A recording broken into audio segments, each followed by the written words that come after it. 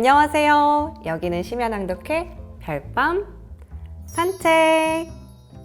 저는 여러분의 별밤 산책치기 임예은입니다. 여러분, 오늘도 바쁜 일상 속에서 쉼을 찾아오셨을까요? 저희 별밤 산책과 함께하는 이 시간이 여러분의 지친 일상을 재충전하는 시간이 됐으면 합니다. 그럼 바로 사연 만나보겠습니다. 경기도 평택시에서 한아름님이 보내주셨습니다. 안녕하세요. 저는 평택에 사는 50대 주부입니다. 몸이 아파서 전신 마취 수술 6번, 방사선 수술 5번 받았습니다. 그러다 보니 계속되는 병원 생활과 많은 약 복용으로 너무 지칩니다. 이제는 나이 들어 당뇨 판정도 받고 혈압약에 관절도 아파서 좋아하는 산에도 못 갑니다. 집에서 그냥 시간 보내며 살고 있어요. 아프고 무료한 시간을 달래줄 수 있는 책 한 권 추천해 주실 수 있으실까요? 안녕하세요, 한아름님. 사연 읽으면서 마음이 많이 아팠습니다. 아름님이 읽으면 힘이 날 만한 책 한 권을 골라봤는데요. 바로 판덩의 인생의 저력입니다. 이 저자 판덩은 회원수 6천만 명 이상의 전자책 앱인 판덩 독서의 리더이자 창업가입니다. 2004년부터 중국 대학교에서 학생들을 가르치면서 이 독서회를 창립했는데 그것이 발전해 지금의 모습을 갖추게 됐죠. 2021년에는 중국의 전국민 독서 홍보대사로 선정되기도 했는데요. 그는 책을 읽는 사람이 한 사람 늘어날 때마다 세상이 더 아름다워진다라는 철학을 가지고 좋은 책들을 알리고 있습니다. 마치 저희 별밤 산책 같죠? 인생의 저력은 판덩이 수년간 맹자를 깊이 연구하며 그에 관한 강좌를 바탕으로 만든 책인데요. 맹자는 약 2000년 전 인물이지만 그의 가르침은 현 시대 사람들에게도 정신적 자양분이 되어지고 있습니다. 이 판덩은 현대인의 실생활에 맞게 맹자에 나오는 유명한 구절들을 쉽고 재밌게 풀어냈는데요. 초심, 인생의 순리, 또 선한 마음 등 7가지 주제에 53가지 인생의 지혜를 담아냈습니다. 그럼 바로 그 지혜를 만나러 가보겠습니다. 인생의 저력. 행동을 변화시키는 내면의 힘. 순임금은 깊은 산속에서 돌과 나무와 같이 지내고 노루와 멧돼지랑 함께 논일다 보니 그야말로 산속의 야인과도 같았다. 순임금은 선한 말을 듣고 선한 행동을 보면 마치 물길을 터놓아 세차게 흐르는 강물처럼 그 무엇도 그를 막을 수 없었다. 맹자 진심 상편. 1만 시간의 재발견과 아주 작은 습관의 힘. 이 두 책에서 공통으로 언급하는 실험이 하나 있다. 실험에서는 교사가 학생들을 2개조로 나누어 사진 촬영 방법을 가르쳐 주었다. 교사는 촬영 과제에 대한 평가 기준을 다음과 같이 일러주었다. 첫 번째 조 학생들에게는 한 학기 동안 사진을 많이 찍을수록 높은 성적을 받을 수 있다고 말했고, 두 번째 조 학생들에게는 사진을 많이 찍을 필요 없이 가장 잘 찍은 사진 한 장으로 점수를 주겠다고 말했다. 그 결과 첫 번째 조 학생들은 과제를 전달받자마자 곧장 행동에 나섰다. 그들은 평가에서 불합격을 받을까봐 매일 많은 사진을 찍었다. 반면 두 번째 조 학생들은 매일 이론과 기술을 연구하느라 사진을 찍을 시간이 없어 촬영한 작품 수도 많지 않았다. 결국 그들은 제출 마감일을 바로 앞두고 촬영을 한 뒤 가장 잘 찍었다고 생각하는 사진 한 장을 골라 초조한 마음으로 제출했다. 교사는 2개 조 학생들의 작품을 모두 모아 섞어 놓은 뒤 평가를 진행했다. 그 결과 우수한 성적을 받은 작품의 대부분은 첫 번째 조 학생들의 것이었다. 왜 이런 결과가 나왔을까? 그 이유는 연습을 많이 해볼수록 그만큼 실력도 빠르게 성장하기 때문이다. 이 일화에서 전달하려는 요점은 바로 100마디 말보다 한 번의 행동이 더 낫다는 것이다. 온종일 앉아서 한 가지 일에 대해 토론하면 이론 지식이 풍부해지고 일에 대한 관점도 발전하겠지만 직접 실천하고 경험하여 얻는 수확은 그보다 훨씬 크다. 누군가가 내게 이런 말을 한 적이 있다. 판 선생님, 책을 많이 읽고 지식을 많이 쌓아서 내면의 성장을 이루어야 한다는 것은 저도 압니다. 그런데 막상 행동으로 옮기기는 쉽지 않아요. 책을 펼치고 몇 줄 읽고 나면 금세 책 읽기가 싫어지거든요. 그래서 너무 궁금합니다. 선생님은 어떻게 매년 그리 많은 책을 읽을 수 있는지요? 나는 이렇게 대답했다. 당신은 책을 읽어야겠다는 생각, 더 나은 내가 되어야겠다는 생각을 전혀 해보지 않았으니까요. 내면에 책을 읽고자 하는 힘이 부족하니 애써 책을 펼친들 책 내용이 눈에 들어올 리 없겠죠. 과거 맹자는 순임금에 관한 여러 일화를 이야기한 적이 있다. 순임금은 맹자의 우상과도 같은 존재였다. 맹자가 말하길 순임금은 깊은 산속에서 돌과 나무와 같이 지내고 노루와 멧돼지랑 함께 논일다 보니 그야말로 산속의 야인과도 같았다고 했다. 순임금은 한때 깊은 산속에서 살았는데 주변은 온통 풀, 나무, 돌뿐이었다. 또 매일 노루, 멧돼지 등 산속 동물들과 함께 생활하다 보니 오지에서 생활하는 야인과 다를 바가 없었다. 그랬던 순임금이 훗날 어떻게 사람들에게 존경받는 성군으로 변할 수 있었을까? 그 답은 이 구절에 있다. 순임금은 선한 말을 듣고 선한 행동을 보면 마치 물길을 터놓아 세차게 흐르는 강물처럼 그 무엇도 그를 막을 수 없었다. 다시 말해 순임금은 선한 말을 듣거나 선한 행동을 보면 주저없이 그것들을 배우고 행동했는데 그 모습이 마치 제방이 터져 사람의 힘으로는 막을 수 없을 만큼 세차게 흐르는 강물과도 같았다. 순임금이 이처럼 행동할 수 있었던 것은 내면의 힘이 그를 움직이게 만들었기 때문이다. 이런 힘은 나라의 흥망성쇠를 자신의 책임으로 생각하고 만백성을 도탄에서 구해내고자 하는 마음도 먹게 한다. 마음속에 이러한 신념이 생긴 순임금은 열악한 생존 환경 속에서도 타인의 충고와 비판은 겸허히 수용하되 자신의 목표를 포기하거나 자신의 의지를 꺾지 않았다. 그렇게 고난과 어려움 속에서 자신을 단련한 순임금은 결국 모두가 존경하는 성군이 되었다. 인생의 성패를 구분짓는 내 안의 힘. 어떤 일을 하고자 하는 힘이 우리의 내면에 충만하게 차올랐을 때 순임금이 그러했듯이 우리도 망설임 없이 행동으로 실천하게 될 것이다. 배움에 대한 내적 동기가 강할 때는 배움의 환경이 아무리 열악해도 자발적으로 행동하게 된다.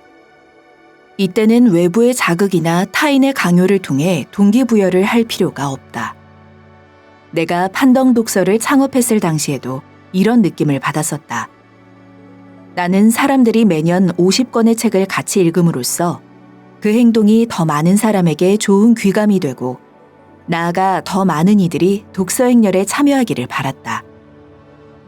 그때 나는 그토록 많은 사람이 열정적으로 호응해 주리라고는 꿈에도 생각지 못했다. 결과적으로 많은 이들이 우리의 독서행렬에 참여해 주었고 나아가 자기 주변 사람들에게까지 참여를 독려했다. 그들은 내게 이렇게 말해 주었다. 저희가 원해서 하는 일인걸요. 설령 이 일이 돈이 되지 않는다 해도 더 많은 사람이 책을 읽도록 만들 수만 있다면 기꺼이 할 겁니다. 누군가가 나를 채근하거나 등 떠밀지 않아도 내면에 어떤 일을 행하고자 하는 힘과 그 일에 대한 강렬한 기대가 있다면 그것은 우리의 행동을 이끄는 동력이 되어줄 것이다. 우리는 자녀를 키울 때도 늘 좋은 학교에 입학하기 위해 좋은 학군에 위치한 집을 사기 위해 양질의 교육 환경을 얻기 위해 애를 쓴다. 그러나 같은 학교 출신이라도 아이들마다 가지고 있는 내면의 힘의 크기는 천차만별이다. 어떤 아이들은 꿈과 목표를 갖고 있어서 학습이 주도적으로 이뤄진다. 이들은 부모님의 잔소리 없이도 자신의 생각을 행동으로 옮길 수 있는 힘을 갖고 있다. 반면 목표의식과 기대하는 바가 없는 아이들의 경우 부모가 아무리 매일같이 타일러도 스스로 행동하는 힘을 갖기가 어렵다. 설령 부모가 어떻게든 노력해서 자녀를 좋은 대학에 보냈다 해도 자신의 인생에서 무언가를 이뤄냈다고 보기는 어렵다. 따라서 어떤 일을 시작하거나 어떤 목표를 이루고자 할 때 외적 조건만 모두 갖추면 그걸로 충분하다고 생각해서는 절대 안 된다. 내면의 힘이야말로 우리의 행동을 끌어내는 원동력이기 때문이다. 아울러 거침없이 흐르는 강물과 같은 행동력을 끌어내는 내면의 힘이 있느냐가 곧 인생의 성패를 구분짓는 제일 중요한 기준점이다. 행동을 이끄는 내면의 저력. 지금 우리는 순임금이 살았던 시대보다 몇 배는 더 편리하고 윤택한 환경에서 살고 있다. 변하고자 마음만 먹는다면 순임금보다도 훨씬 더 쉽고 다양한 방법으로 목표한 바를 이룰 수 있다. 하지만 그 변화는 우리 자신의 마음속에서 행동하고자 하는 힘을 찾아낼 수 있느냐, 더 나아가 그 힘을 끄집어내어 실제로 행동하고 더 의미 있고 가치 있는 일을 수행해 나갈 수 있느냐에 달려 있다. 있는 그대로의 나를 인정하라. 제 마음을 다하면 자신의 본성을 알 수 있고 자신의 본성을 알면 하늘의 뜻을 깨닫게 된다. 그러므로 본심을 잘 간직하고 본성을 키우는 것은 곧 하늘을 섬기는 것이다. 수명이 길고 짧음을 의식하지 않고 자신을 수양하면서 기다리는 것이 곧 하늘의 뜻이다. 맹자 진심상편. 불교 용어 중에 본자구족이라는 말이 있다. 이 말은 나 자신에게 부족한 것이 없다고 생각하면 외부 환경으로부터 힘을 얻지 않아도 스스로 빛이 나는 특별한 존재가 될 수 있다라는 의미다. 본자구족을 현실과 결부지어 해석하면 자신의 마음을 잘 돌보는 사람은 내면이 밝은 빛으로 충만하고 스스로 기쁨과 만족을 느낀다라는 뜻도 된다. 나는 일본인 기업가 이나모리 가즈오가 쓴 왜 리더인가라는 책에서 이와 관련된 내용을 읽고 깊은 감명을 받았다. 이나모리 가즈오는 성격이 매우 소심하고 고등학교도 채 졸업하지 못한 아주 평범한 사람이었지만 나중에는 세계적으로 유명한 경영의 신이 되었다. 그가 성공할 수 있었던 이유는 단순히 그가 천부적인 경영 감각을 갖추었거나 비즈니스 세계의 발전 법칙을 통달하고 있어서가 아니었다. 바로 사람의 천성과 본성을 꿰뚫어보는 통찰력을 갖추었기 때문이다. 그는 자신의 저서에서 이렇게 말했다. 사람으로 산다는 것, 무엇이 맞는 것일까? 이 말은 곧 사람은 어떻게 살아야 의미가 있을까? 라고 묻는 것이다. 이 질문에 대해 이나모리 가즈오는 이렇게 생각했다. 삶의 의미는 끊임없이 나 자신에게 다가가는 것이다. 있는 그대로의 나를 인정하고 꾸준히 자신을 수련해 나감으로써 아름답고 순수한 마음을 유지하는 것. 그것이야말로 사람이 해야 할 가장 중요한 일이다. 이나모리 가즈오의 이 같은 관점은 맹자의 관점과도 일맥상통한다. 과거 맹자는 이렇게 말했다. 제 마음을 다하면 자신의 본성을 알 수 있고 자신의 본성을 알면 하늘의 뜻을 깨닫게 된다. 본심을 잘 간직하고 본성을 키우는 것이 곧 하늘을 섬기는 것이다. 이 구절을 해석해보자. 사람은 선량한 본심을 충분히 발휘해야 사람이 가진 본성을 알 수 있다. 사람의 본성을 이해했다는 것은 하늘의 뜻을 깨달았다는 말과 같다. 동시에 자신의 본심을 잘 간직하고 타고난 본성을 키우는 것은 하늘의 이치를 따르는 것이다. 쉽게 말해서 진정으로 즐거움과 만족감을 얻고 싶다면 외부 환경에서 찾으려 하지 말고 반드시 자신의 본심에서 찾아야 한다는 뜻이다.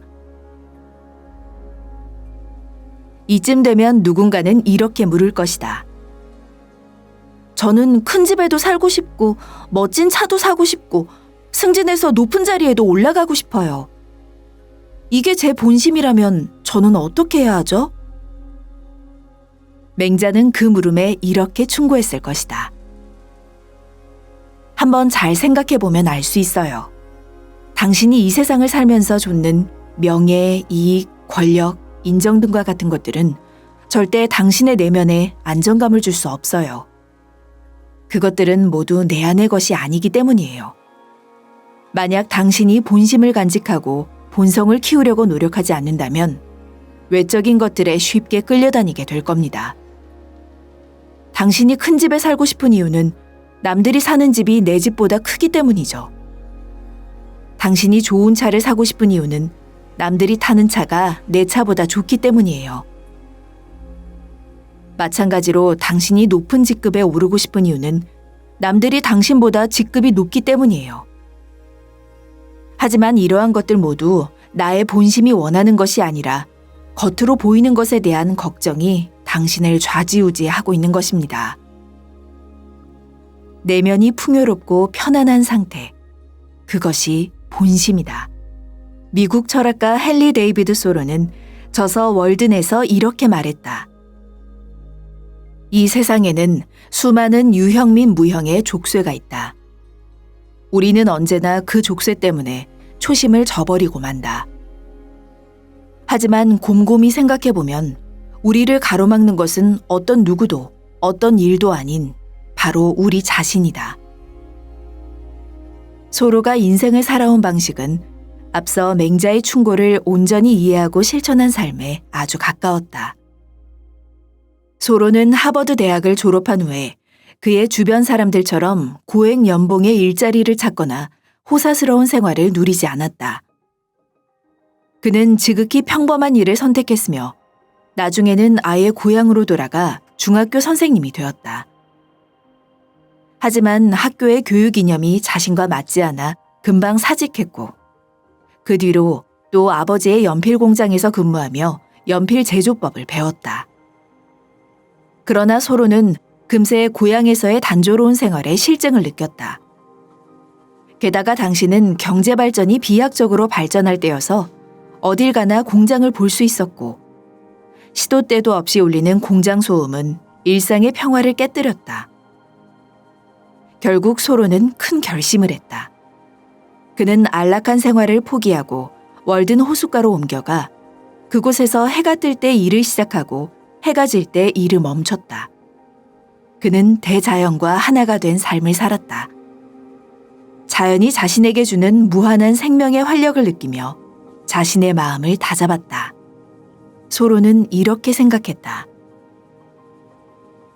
사람은 세상을 살아가는 동안 생존에 필요한 약간의 에너지만 얻을 수 있으면 그걸로 족하다. 그럼 나머지 시간은 무엇을 하며 보내야 할까? 바로 타고난 선량한 마음인 본심을 잘 지키고 태어날 때 주어진 본성을 옳은 방향으로 길러내어 자기 내면이 풍요롭고 편안한 상태에 이르도록 만들어야 한다. 맹자의 주장은 물론이고 소로가 선택한 삶의 방식은 대다수 사람의 인생관과는 완전히 상반된다. 현재 많은 이들은 겉으로 보이는 것에 온 신경을 쏟고 외부 환경의 변화를 좇기 바쁘다. 이를테면 남이 무언가를 좋아하면 자신도 그것을 좋아하고 남이 무언가를 좇으면 자신도 그것을 쫓는다. 하지만 그 순간 자기 뜻대로 움직일 수 있는 것은 자기 육신에 불과함을 깨닫게 될 것이다. 아울러 본심을 잃고 본성을 키울 수 없게 되니 순리대로 살아가는 것 역시 불가능함을 느끼게 될 것이다. 혹자는 이해가 되지 않아 이렇게 물을 것이다. 하늘의 뜻을 따르면 나한테 어떤 좋은 점이 있죠? 더 오래 살 수 있게 되나요? 이 질문에 대한 맹자의 생각은 이렇다. 인생의 기회는 삶과 죽음, 화와 복에 지나지 않는다. 화와 복을 초월하는 것, 그리고 생사의 문제를 통찰하는 것 모두 일종의 어떤 경지에 이르는 것이다. 우리는 자신에게 주어진 수명이 짧건 길건 항상 본심을 잘 간직하고 그 본심을 바탕으로 본성을 키우려는 태도, 즉 존심양성하는 자세로 살아야 한다. 진정으로 근심 없는 삶을 살고 싶다면 자신이 일찍 죽을까 오래 살까를 염려하기보다는 몸과 마음을 다스리는 등 나의 능력으로 할 수 있는 일에 몰두해야 한다. 결과에 연연하지 않고 오직 과정에만 신경 써야 진정한 화경에 이를 수 있고 나아가 내면의 평화와 안정감을 얻게 될 것이다. 만약 그렇지 않을 경우 매일 자신이 얼마나 오래 살아야 더 많은 것을 얻을 수 있을까를 고민하게 될 테고 심지어는 인생을 운에 맡기려는 생각까지 하게 될 것이다. 하지만 결국에는 깨닫게 된다. 요행을 바라면 결과적으로 더 많은 것을 잃게 되고 무엇보다 당신의 본심은 더는 남아있지 않게 될 것이다. 본심을 잃은 당신의 삶은 외부의 것들에 좌지우지 될 것이고 마음속은 우울감과 두려움으로 가득 차서 걱정이 끊이질 않으니 어찌 고통스럽지 않겠는가. 현재의 위치에서 불확실성에 대비하라.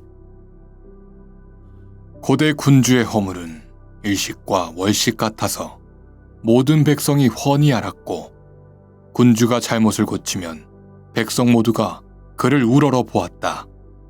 하지만 지금의 군주는 잘못을 바로잡기는커녕 잘못된 행동을 감싸려고 변명만 하는구나. 맹자 공손추 하편. 불확실성이야말로 삶의 정상적인 상태다 라는 말을 들어본 적이 있는가? 이 말에 공감하는 사람이 얼마나 될지는 의문이다. 현실에서 불확실성을 좋아하는 사람은 거의 없기 때문이다. 대부분은 확실한 것을 좋아하고 자신에게 닥치는 상황을 예측할 수 있기를 바란다. 중국 중앙방송국에 갓 입사했을 당시 나는 월급은 적은데 주택 대출금을 갚아야 하는 상황이라 경제적으로 심한 압박감에 시달렸다. 그래서 실직이 최고의 두려움으로 다가왔다. 그때 나는 누군가 내게 매달 2만 위안씩 월급을 준다고 하면 그 사람 밑에서 평생 일할 수 있다고 생각했다. 분명 지금도 여전히 많은 사람이 당시에 나와 같은 생각을 하고 있을 것이다. 하지만 지금에 와서 당시에 했던 생각을 돌이켜보면 그렇게 사는 것은 정말 끔찍한 일이었을 것이다. 일상이 고정적으로 정해지는 순간 그 삶에는 어떠한 진전도 존재하지 않기 때문이다. 인생의 모든 특별한 순간과 빛나는 순간은 불확실성에서 비롯된다. 장자는 사람은 불확실성과 함께 공존하는 법을 배워야 한다라고 말했다. 똑똑해지고 싶다면 불확실성을 유지하는 법을 배워야 한다. 하지만 대다수 사람은 어떻게 하면 모든 것을 확실하게 정할 수 있을까를 걱정한다. 또 모든 일이 내가 생각한 대로 진행되기를 바란다. 하지만 그렇게 살게 되면 결국 평생을 그저 그렇게 무미건조하고 의미 없이 보낼 가능성이 크다. 반취약성이라는 책에서는 비리당의 당나귀 효과에 대한 이야기가 나온다. 이것은 14세기 프랑스 철학자 비리당이 했던 실험의 이름이다. 실험 내용은 이렇다. 아주 이성적인 당나귀 한 마리가 있었는데 어느 날 당나귀 앞에 양과 질이 동일한 건초더미 2덩이를 놓아두었다. 그런데 당나귀는 둘 중 어느 건초더미를 골라야 할지 몰라 결국 굶어 죽고 말았다. 만약 누군가가 당나귀를 한 건초더미 앞에 끌어다 놓았다면 그 당나귀는 살 수 있었을 것이다. 물론 양쪽 모두 불확실성이 존재하고 둘 중 하나를 선택했을 때 약간의 위험이 따를 수도 있다. 하지만 그 위험이 때로는 생존의 기회와 새로운 전환점을 가져올 수도 있다. 맹자에도 이와 비슷한 일화가 기록돼 있다. 제나라가 연나라를 침공했을 때의 일이다. 연나라를 점령한 제나라는 어수선한 연나라 내부 질서를 재정비하고 정의를 실현하는 것에는 전혀 관심이 없었다. 연나라의 재물을 약탈하고 이참에 완전히 연나라를 흡수할 생각뿐이었다. 맹자는 제나라 선왕에게 약탈 행위를 멈출 것을 종용했으나 선왕은 맹자의 말을 듣지 않았다. 그 결과 연나라 백성들이 봉기를 일으켜 대항했고 선왕은 군대를 철수할 수밖에 없는 지경에 이르렀다. 그제야 맹자의 말이 떠오른 선왕은 맹자를 다시 만나기가 차마 부끄러웠다. 모든 상황을 지켜보고 있었던 제나라 내부 진가는 선왕에게 이렇게 말했다. 대왕께서는 자책하실 필요가 없습니다. 주공은 형 관숙에게 은나라 감시를 맡겼지만 관숙은 은나라와 손을 잡고 반역을 일으켰습니다. 만일 주공이 관숙이 배반할 것을 알면서도 은나라에 보낸 것이라면 결국 관숙을 죽이기는 했지만 주공은 어리석은 판단을 한 것이나 다름없습니다. 설령 주공이 정말 아무것도 모르고 관숙을 등용했다 하더라도 그 또한 지혜롭지 못하다고밖에 말할 수 없습니다. 성인이라 불렸던 주공도 어리석고 지혜롭지 못한 판단을 내릴 때가 있는데 하물며 대왕께 부족함이 있는 것은 너무나 당연한 일이 아니겠습니까? 그 뒤로 맹자를 찾아간 진가는 앞서 선왕에게 했던 말을 맹자에게도 다시 한번 말했다. 주공도 실수를 범할 때가 있는데 선왕이 범한 실수가 뭐 그리 대수로운 일이냐는 말을 하고자 함이었다. 이때 맹자는 진가에게 속 시원한 일침을 날린다. 맹자는 진가의 말이 끝나자 이렇게 대답했다. 관숙과 주공은 형제입니다. 동생이 형의 배신을 눈치채지 못했으니 이는 마땅히 주공의 과오입니다. 그러나 고대의 군주는 잘못을 했어도 이를 바로잡았습니다. 반면 지금의 군주는 잘못인 줄 알면서도 잘못된 길로 계속 가려고 합니다. 고대의 군주는 자기 잘못을 모두가 분명히 알 수 있도록 했기 때문에 잘못을 바로잡았을 때는 모두가 군주를 우러러 보았습니다. 하지만 지금의 군주는 잘못인 줄 알면서 잘못을 저지르고 그것으로 모자라 자기 합리화를 위해 온갖 궤변을 늘어놓지 않습니까? 맹자는 선왕이 잘못을 저질렀으니 잘못된 것은 마땅히 당장이라도 바로잡아야 한다고 생각했다. 하지만 선왕은 과감히 잘못을 인정하고 바로잡기는커녕 오히려 당치도 않는 이유를 내세워 자신의 잘못을 덮어 감추려 했다. 맹자는 선왕이 군주로서 절대 해서는 안 될 행동을 하고 있음을 지적한 것이다. 실수가 두려워 아무것도 하지 않는 우둔함. 사람이 무슨 일을 할 때 그것이 회사 경영이든 국가 운영이든 실수를 안 할 수는 없다. 실수하는 것은 두려워할 일이 아니다. 실수를 인정하고 실수를 통해 교훈을 얻고 반복하지 않는다면 실수 자체는 아무 문제가 되지 않는다. 진가는 선왕의 선택을 정당화하기 위해 변명을 늘어놨지만 맹자는 그것이야말로 선왕에게 해가 되는 행동이라 생각했다. 또한 이는 맹자가 가장 혐오하는 행동이기도 했다. 진가의 논리를 세세히 따져보면 절반은 맞고 절반은 틀렸다. 주공과 같은 성인도 실수할 때가 있는 것처럼 사람은 누구나 실수할 수 있다. 그렇다 해서 주공도 실수를 했으니 선왕도 실수할 수 있다며 합리화하며 실수를 대수롭지 않게 생각하면 안 된다. 지금도 많은 사람이 너무나 쉽게 이 논리의 함정에 빠진다. 그 옛날 성인들도 실수를 했는데 내가 실수하는 것쯤이야 라고들 생각한다. 하지만 여기서 핵심은 실수가 아니다. 실수한 뒤에는 곧바로 실수를 회고하고 반성하고 개선할 점을 정리하여 스스로 똑같은 잘못을 반복하지 않는 것이 바로 핵심이다. 유감스럽게도 많은 이가 억지스러운 논리를 이용해 책임을 떠넘기는 데 익숙해져 있고 때로는 누군가를 그 논리의 함정에 빠뜨리기도 한다. 다시 불확실성에 대한 이야기로 돌아와 보자. 사람은 누구나 무언가를 할 때 불확실성에 직면한다. 주공이 관숙에게 은나라 감시를 맡긴 일도 제나라가 연나라를 침공한 일에도 많은 불확실성이 존재했다. 하지만 모든 불확실성은 사건이 발생한 후에야 결과를 알 수 있다. 반면 아무것도 하지 않는 사람은 불확실성에 직면하지 않는다. 또한 아무것도 하지 않는 사람은 사건이 발생한 후에야 조물주의 시선으로 상대의 결점을 찾는다. 그리고 당신이 알고도 그렇게 했다면 어리석은 것이고 모르고 한 것이라면 무지하고 지혜가 모자란 것이라고 일침한다. 따라서 아무것도 하지 않는 사람이 무언가를 하는 사람의 흠을 찾으려고 한다면 100%의 확률로 그 흠을 찾아낼 수밖에 없다. 이쯤 되면 오늘날 우리 사회에 모니터 뒤에 숨은 악플러들이 왜 그토록 많은지 이해가 될 것이다. 악플러들은 평생 실수하려 하지 않는다. 대신 항상 완벽한 논리를 이용해 당신이 무엇을 하든 다 틀렸다는 것을 증명하려고 한다. 하지만 공교롭게도 역사를 이끌어간 이들은 어리석을 때도 있고 무지할 때도 있는 사람들이었다.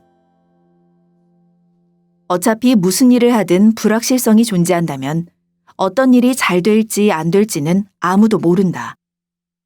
그럼 시도해보지 않을 이유가 없지 않은가? 만일 나의 선택이 틀렸다면 그에 따른 책임을 지고 실패를 직시해 잘못된 것을 고치면 된다. 반대로 나의 선택이 옳았다면 나머지는 순조롭게 흘러갈 것이다. 한마디로 자기 자신을 고정된 생각의 틀 속에 가두지 말라는 말을 하고 싶은 것이다. 어떤 일이 하고 싶으면 하면 된다. 너무 많이 걱정하고 불안해하지 마라. 예전에 어떤 한 작가는 내게 자신이 잘못된 곳에서 답을 찾고 있는 것 같아서 불안하다고 말했다. 이 말은 집이 없는 사람이 집이 생기면 문제의 절반이 해결될 것 같다고 느끼는 것과 비슷하다. 하지만 그것은 잘못된 생각이다. 우리는 현재를 충실히 살면서 주변 세상과도 어우러지려고 노력하고 불확실성과 공존할 수 있는 태도를 배워야 한다. 무한한 가능성이 잠재된 불확실성이라는 저력. 불확실성은 결코 나쁜 것이 아니다. 불확실성에는 무한한 가능성이 잠재돼 있다. 불확실성 앞에서는 불평하고 회피해도 소용없다. 우리가 불확실성 앞에서 유일하게 할 수 있는 일은 불확실성을 직시하고 현재 내가 할 수 있는 일을 하면서 불확실성을 극복하는 것뿐이다. 결국 불확실성의 극복 여부는 우리의 실제 행동력에 달려있다. 어차피 먼 길을 택한 것이라면 앞으로 가야 할 길이 아무리 험하고 아득해도 자신이 가려는 길의 방향을 잃지 않고 꿋꿋이 걸어가 보자. 내면에 보이지 않는 강력한 힘, 호연지기. 나는 말을 잘 알고 호연지기를 잘 기른다. 맹자 공손추 상편. 나는 개인적으로 북송시대 시인 소식의 시를 좋아한다. 그가 남긴 수많은 시에는 역경의 상황에서도 대범한 마음과 자유분방함을 잃지 않는 삶의 태도가 담겨 있다. 소식이 쓴 시 중에서 내가 특히 좋아하는 구절이 있다. 심중에 호연지기만 있어도 천리에서 부는 시원한 바람도 느낄 수 있다. 이 구절을 해석해보면 사람이 마음속에 올곧고 굳센 호연지기를 가지고 있으면 어떤 상황에서든 초연하게 당당하게 처신할 수 있다는 의미다. 여기서 호연지기라는 단어는 맹자 공손추 상에서 나는 나의 호연지기를 잘 기른다 라는 구절에서 유래했다. 맹자는 하기 싫은 일이 있다면 억지로 힘을 내서 하지 않아도 되지만 그 일을 잘 모르거나 이해하지 못한다고 해서 또 너무 쉽게 포기해서도 안 된다고 했다. 그것은 곧 의지를 잃은 것이나 다름없기 때문이다. 우리는 의지를 잃은 상태를 사심, 즉 마음이 죽었다라고도 표현한다. 우리의 일상에서도 이런 부류의 사람을 볼 수 있다. 어떤 사람은 문제에 부딪혔을 때 그것을 해결하려 하지 않고 그냥 내버려 둔다. 당연히 그 사람은 아무런 목표도 갖고 있지 않고 일상을 그냥 무의미하게 보낸다. 그 결과 무기력해지고 삶은 엉망이 되고 만다. 따라서 잘 살고 싶고 더 많은 일을 하고 싶고 더 많은 가치를 실현하고 싶다면 마음속에 의지 또는 포부가 있어야 한다. 마음속에 어떤 일을 이루고자 하는 의지가 있어야 의욕과 활력이 차올라 더 많은 일에 도전해보고 성취할 수 있기 때문이다. 하지만 이런 경우의 사람들도 있다. 이들은 의욕은 있지만 내가 무엇을 원하는지 그리고 무엇을 해야 할지 몰라 자신의 의욕을 낭비한다. 가장 전형적인 예가 바로 다단계 판매 일을 하는 사람들이다. 다단계 판매원들은 큰 소리로 구호를 외치고 손뼉을 치는 등 광기에 가까운 교육을 자주 받는다. 보기에는 의욕이 넘쳐 흐르는 것처럼 보인다. 그렇다면 그들이 이루고자 하는 포부는 무엇인가? 그들에게 포부 따윈 없다. 그들의 머릿속에 차 있는 생각은 오로지 부자가 되는 것밖에 없다. 하지만 이런 방식으로 부자가 되겠다는 생각은 지극히 비현실적이다.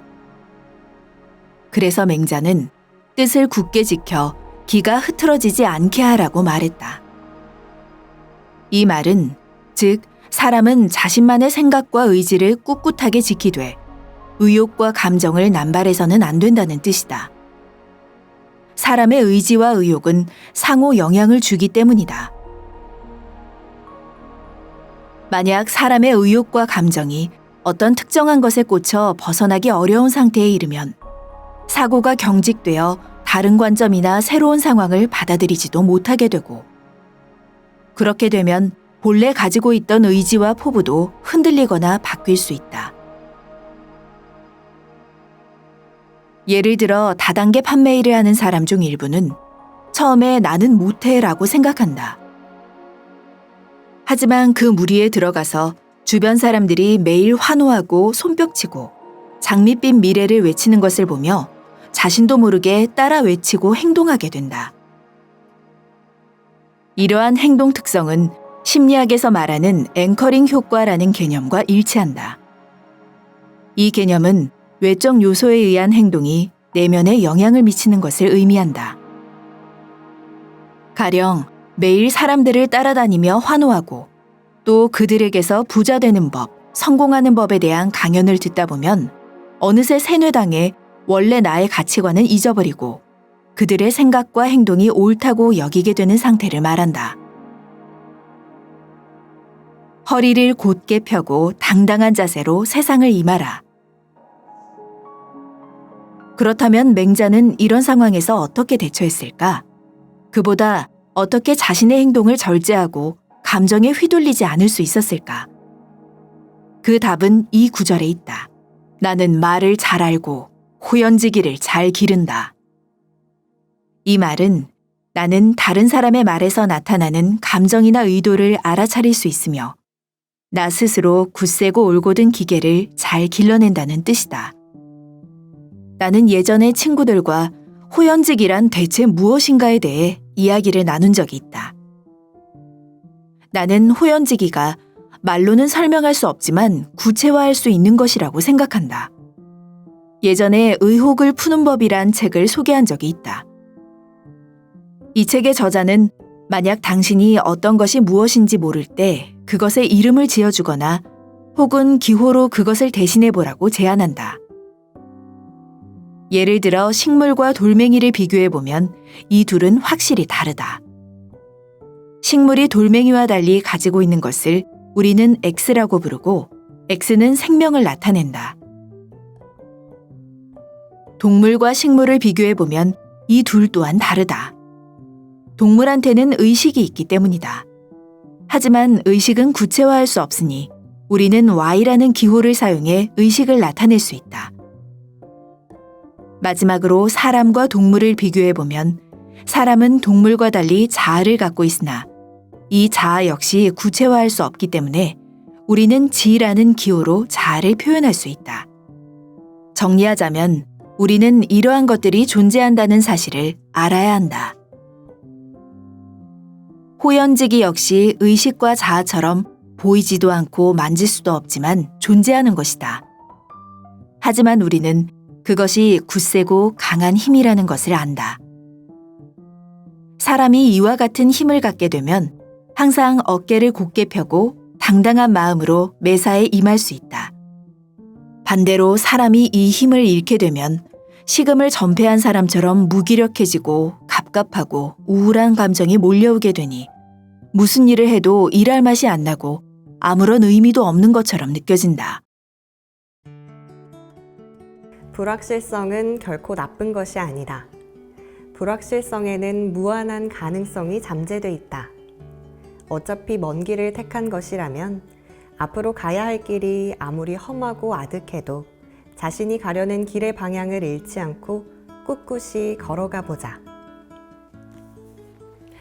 혹시 여러분이 지금 한 치 앞도 모르는 상황 속에 있다면 이 맹자의 주옥 같은 말들에 힘을 얻으셨으면 좋겠습니다. 그럼 저는 다음에도 좋은 책과 함께 다시 찾아오겠습니다. 좋은 밤, 별밤 되세요.